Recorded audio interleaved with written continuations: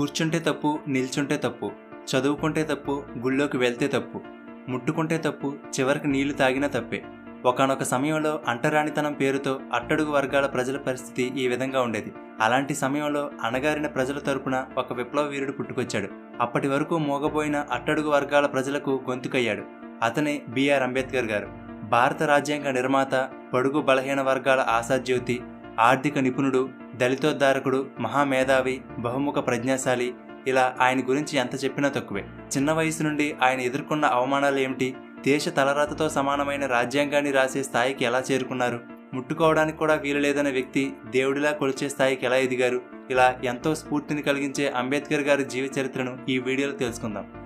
1891వ సంవత్సరం ఏప్రిల్ 14వ తేదీన రామ్జీ మాలోజీ సక్పాల్ మరియు భీమాబాయ్ అనే ఇద్దరు దంపతులకు మధ్యప్రదేశ్లోని మావు గ్రామంలో మహర్ కులంలో అంబేద్కర్ గారు జన్మించారు. అప్పట్లో ఈ కులం వారిని అంటరాని వారిగా పరిగణించేవారు. 14 మంది సంతానంలో ఈయన చివరివాడు. ఈయన పూర్తి పేరు భీమ్రావ్ రామ్జీ అంబేద్కర్. ఈయన తండ్రి బ్రిటిష్ ఆర్మీలో సుబేదార్గా పనిచేసేవారు. అంబేద్కర్ గారికి 2 సంవత్సరాల వయసున్నప్పుడు వాళ్ళ నాన్నగారు ఉద్యోగంలో పదవీ విరమణ పొందడంతో కుటుంబమంతా ముంబైకి వెళ్లి అక్కడ ఆయన వేరే చిన్న ఉద్యోగంలో చేరారు. అంబేద్కర్ గారికి 6 ఏళ్ల వయసున్నప్పుడు వాళ్ళ అమ్మగారు మరణించారు. అప్పటికే 17 మందిలో 3 కొడుకులు, 2 కుమార్తెలు మాత్రమే మిగిలారు. మిగిలిన వారంతా చనిపోయారు. దళితుడు అనే కారణంతో ఈయన చిన్న వయసు నుండే ఎన్నో అవమానాలు ఎదుర్కొన్నారు. చిన్నప్పుడు వాళ్ళ అన్నయ్యతో కలిసి వేరే ఊరికి నడిచి వెళ్తుంటే బాగా దాహం వేయడంతో దగ్గరలో ఉన్న ఒక ఇంటికి వెళ్లి తాగడానికి నీటిని అడిగితే అంబేద్కర్ గారు మహర్ కులానికి చెందినవారని తెలిసి వాళ్ళు నీళ్లు ఇవ్వకపోగా పక్కనే ఉన్న మురికి గుంటలో నీటిని తాగమని తిట్టి పంపించారు. ఇక తప్పక దాహంతోనే కొంత దూరం నడిచి వెళ్ళాక ఒక ఎద్దుల బండి కనిపించింది. అది ఎక్కి కొంత దూరం వెళ్ళాక ఆ బండివాడికి వీళ్ళు మహర్ కులానికి చెందినవారని తెలిసి వాళ్ళని తిట్టి బండి నుండి దింపేశాడు. చివరికి వాళ్ళు 2 ఇంతల బాడుగా ఇస్తానని బ్రతిమలాడితే అప్పటికే ఆ బండి మైల పడిపోయిందని చెప్పి వాళ్ళని ఆ బండి మీద వెళ్ళమని ఆ బండివాడు దూరంగా నడిచి వచ్చాడు. చివరికి స్కూల్లో కూడా మిగిలిన పిల్లలందరూ లోపల కూర్చుంటే అంబేద్కర్ మాత్రం తరగతి గది బయట తలుపు దగ్గర కూర్చునేవారు. ఒకసారి ఒక ఉపాధ్యాయుడు బోర్డు మీద ఒక లెక్క ఇచ్చి చేయమంటే ఎవరూ చేయలేకపోయారు. కానీ అంబేద్కర్ గారు చేయడానికి బోర్డు దగ్గరకు వెళ్తుంటే ఆ బోర్డు దగ్గరలో తమ భోజనాల క్యారేజీలు ఉన్నాయని, అవి మైల పడతాయని అంబేద్కర్ బ్లాక్ బోర్డుని ముట్టుకోవడానికి మిగిలిన పిల్లలు ఒప్పుకోలేదు. చివరికి దాహం వేస్తే కుండలోని మంచినీళ్లు కూడా తాగడానికి అనుమతి ఉండేది కాదు. అగ్రకులానికి చెందిన వాళ్ళు ఎవరైనా వచ్చి గ్లాస్తో పైనుండి నీటిని పోస్తే వాటిని దోశలతో పట్టుకుని తాగవలసి వచ్చేది. ఎక్కువగా ఆ స్కూల్లో ఉండే ప్యూన్ నీటిని పోసేవాడు. ఒకవేళ ఆ ప్యూన్ రాకపోతే ఆ రోజు నీళ్లుండేవి కాదు. అలా కొన్ని రోజులైతే ఒక చుక్క నీటిని కూడా తాగకుండా ఇంటికి వెళ్ళిపోయేవారు. ఈ విధంగా ప్రతి చోట కులం పేరుతో ఆయన వివక్షతకు గురయ్యేవారు. అయితే చదువులో మాత్రం అంబేద్కర్ ముందుండేవారు. దాంతో కృష్ణాజీ అంబేద్కర్ అనే ఒక ఉపాధ్యాయుడికి మాత్రం అంబేద్కర్ అంటే అభిమానం ఉండేది. అప్పటి వరకు అంబేద్కర్ గారి ఇంటి పేరు అంబా వాడేకర్.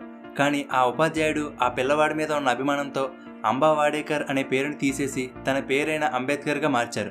అప్పటి నుండి ఈయన పేరు బిఆర్ అంబేద్కర్గా మారింది. అలా 1907లో ఎల్ఫిన్స్టోన్ హై స్కూల్లో మెట్రికులేషన్ పూర్తి చేశారు. ఆ కాలంలో ఒక దళితుడు మెట్రికులేషన్ పూర్తి చేయడం ఒక గొప్ప విషయమే. దాంతో ఈయనకు సన్మానం కూడా చేశారు. దానిలో భాగంగానే ఉన్నత చదువుల కోసం ఆయనకు ఆర్థికంగా సహాయం చేయడానికి కొందరు ముందుకు వచ్చారు. అయితే పై చదువులకు వెళ్లడానికి ముందే అంబేద్కర్ గారికి 15 ఏళ్ల వయసున్నప్పుడు 9 ఏళ్ల వయసున్న రమాబాయి అనే అమ్మాయితో పెళ్లి చేసేశారు. అప్పటికే బరోడా మహారాజు అయిన సాయాజీరావు గైక్వాడ్ పేద విద్యార్థులకి ఆర్థికంగా సహాయం అందిస్తున్నారని తెలుసుకున్నారు. అలా బరోడా సంస్థానం నుండి వచ్చే నెలకి 25 రూపాయల స్కాలర్షిప్తో 1912 నాటికి బొంబాయి యూనివర్సిటీ నుండి economics and political science degree పట్టా పొందారు. తర్వాత అదే బరోడా సంస్థానంలో ఉద్యోగం కూడా దక్కింది. కానీ అంబేద్కర్ గారికి ఇంకా పై చదువులు చదువుకోవాలని కోరిక మనసులో ఉండేది. దీని గురించి మహారాజ్కి చెప్తే ఆయన దానికి ఒప్పుకుని ఒక షరతు పెట్టారు. అదేంటంటే విదేశాల్లో చదువు పూర్తయి ఇండియాకి వచ్చిన తర్వాత బరోడా సంస్థానంలో 10 సంవత్సరాలు పనిచేయాలని షరతు పెట్టారు. అంబేద్కర్ గారు దానికి ఒప్పుకుని బరోడా సంస్థానం నుండి వచ్చే నెలకు 11.5 పౌండ్ల స్కాలర్షిప్తో 1913లో అమెరికాలోని కొలంబియా యూనివర్సిటీలో చేరారు. అమెరికాలో మొదటిసారిగా అంబేద్కర్ గారు స్వేచ్ఛ అంటే ఏమిటో చూశారు. ఆ కాలంలో భారతదేశంలో ఉన్నట్లుగా కుల, జాతి వివక్షత అమెరికాలో ఉండేది కాదు. అందరికీ సమానమైన గౌరవం, అవకాశాలు దక్కేవి. కొంతకాలానికి కొలంబియా యూనివర్సిటీలో పీజీ, పీహెచ్డీ పూర్తి చేశారు.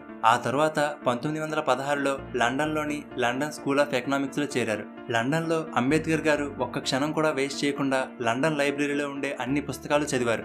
అక్కడ ఆయన ప్రపంచంలో ఎన్నో దేశాల చరిత్రలు, గొప్ప గొప్ప వ్యక్తులు, వాళ్ళ సిద్ధాంతాల గురించి క్షుణ్ణంగా చదివేవారు.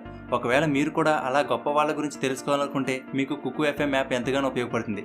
దీనిలో ఏపీజే అబ్దుల్ కలాం గారి లాంటి గొప్ప వాళ్ళ జీవిత చరిత్రలను తెలుగులో ఆడియో రూపంలో వినవచ్చు. ఈ ఆడియో బుక్తో పాటు ఈ యాప్లో ఇంకా సెల్ఫ్ హెల్ప్, మోటివేషనల్తో పాటు చాలా టాపిక్స్కి సంబంధించిన బెస్ట్ సెల్లింగ్ బుక్స్ సమ్మరీని ఆడియో ఫార్మాట్లో తెలుగులో పొందవచ్చు. ఇది 4000+ అవర్స్ కంటెంట్ లైబ్రరీతో లీడింగ్ ఆడియో బుక్ యాప్. అలాగే ఎవ్రీ మంత్ కొత్త ఆడియో బుక్స్ని యాడ్ చేస్తున్నారు. చాలా మందికి పుస్తకం అంతా చదవడానికి టైం, ఇంట్రెస్ట్ ఉండకపోవచ్చు.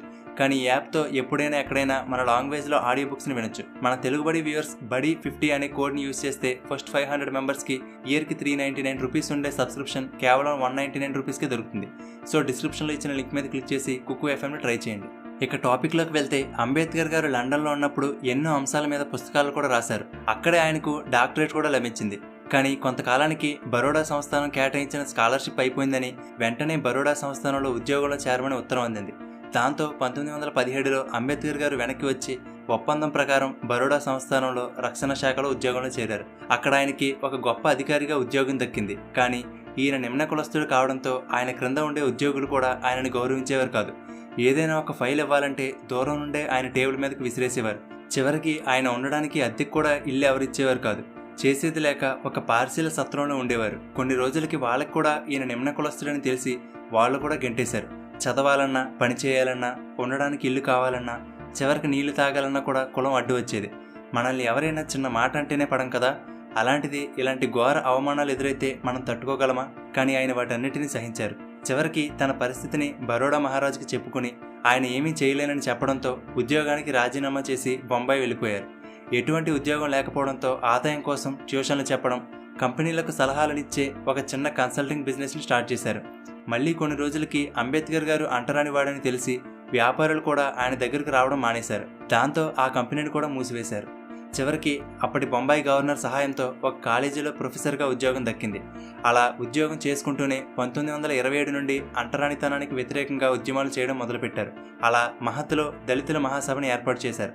దేశంలో నలుమూలల నుండి కొన్ని వేల మంది దళితులు ఆ సభకు హాజరయ్యారు. అప్పటి వరకు దళితులు మహద్లోని చెరువులో నీటిని తాగడానికి అనుమతి ఉండేది కాదు.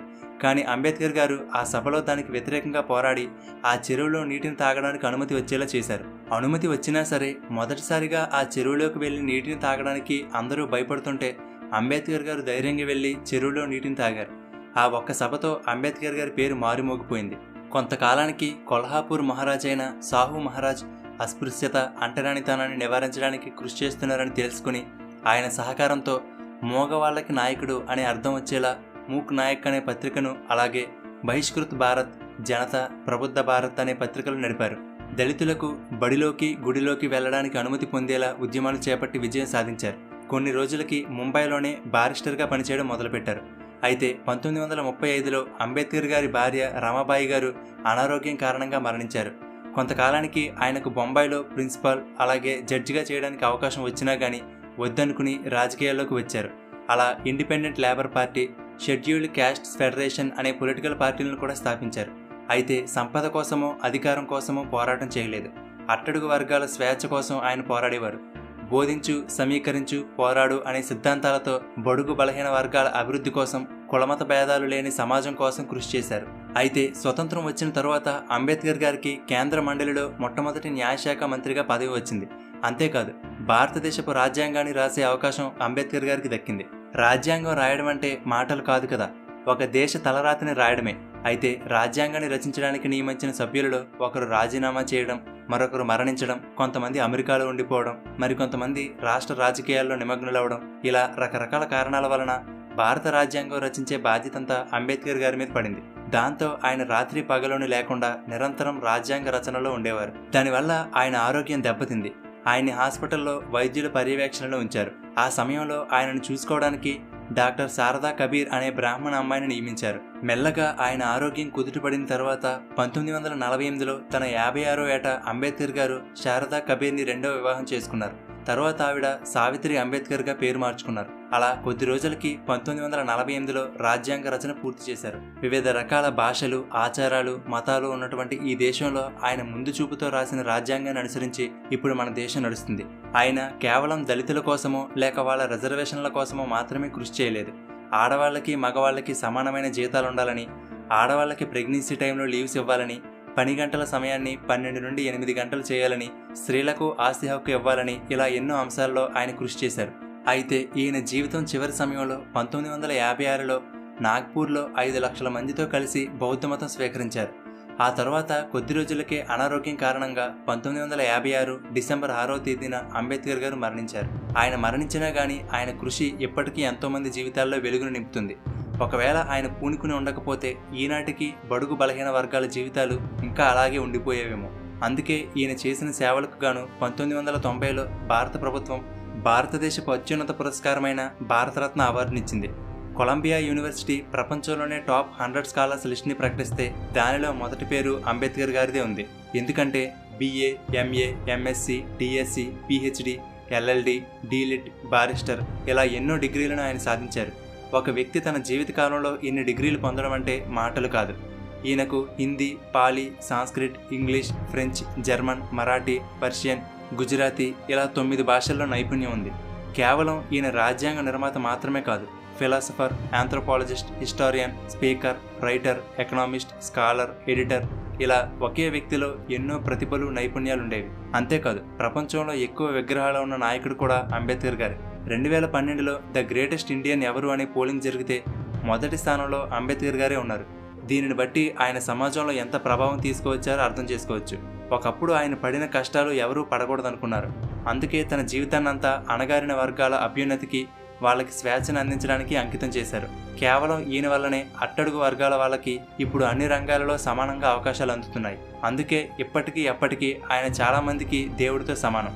ముట్టుకోవడానికి కూడా వీలు లేని స్థాయి నుండి ఒక దేశ రాజ్యాంగాన్ని రాసే వరకు వెళ్లడంలో ఉన్న ఆయన ధైర్యాన్ని, పట్టుదలని మనందరం తప్పకుండా ఆదర్శంగా తీసుకోవాలి.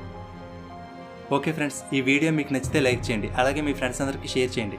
ఇలాగే మరెంతో మంది గొప్ప వాళ్ళ జీవిత చరిత్రలు తెలుసుకోవడానికి తెలుగుబడి ఛానల్కి సబ్స్క్రైబ్ చేసుకుని పక్కనే ఉన్న బెల్ బటన్ని యాక్టివేట్ చేసుకోండి. ప్రపంచంలో ప్రఖ్యాతి చెందిన ఎన్నో పుస్తకాల సమ్మరీని ఆడియో ఫార్మాట్లో తెలుగులో వినడానికి డిస్క్రిప్షన్లో ఇచ్చిన లింక్ మీద క్లిక్ చేసి కుక్కు FMని ట్రై చేయండి. అలాగే తెలుగుబడి నుండి ఎప్పటికప్పుడు అప్డేట్స్ పొందడానికి ఫేస్బుక్, ఇన్స్టాగ్రామ్, టెలిగ్రామ్, ట్విట్టర్లలో తెలుగుబడిని ఫాలో అవ్వండి. Thank you for watching.